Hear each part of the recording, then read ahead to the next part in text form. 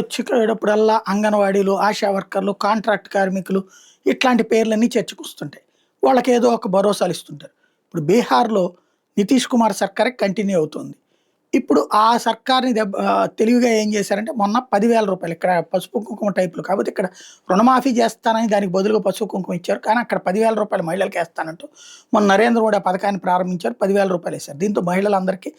10,000 పడ్డాయి.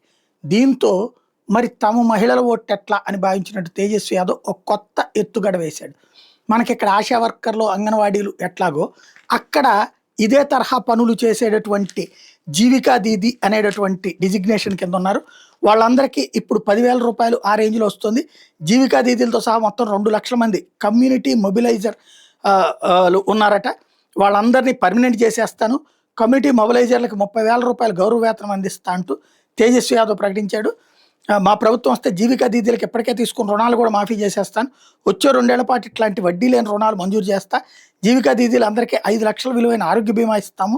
ప్రభుత్వ కార్యక్రమం నిమగ్నమైన వాళ్ళకి నెలకు అదనంగా రూ. 2,000 అలవెన్స్ ఇస్తా అంటూ బీహార్‌లో ప్రస్తుతం దాదాపు 1.45 కోట్ల మంది జీవికా దీదీలు ఉన్నారు. తాము అధికారంలోకి వస్తే 20 రోజుల్లోపు ఉపాధి గ్యారెంటీ పథకం తెస్తా, 20 నెలల్లోపు ప్రతి కుటుంబంలో ఒకరికి ప్రభుత్వ ఉద్యోగం వచ్చేలా చేస్తా అంటూ ఈ గతంలో కూడా ఇట్లాంటి హామీలు ఇచ్చుకొచ్చాడు ఇతను. ఈ డ్రామాలు నడుపుతూ ఉంటాడనమాట.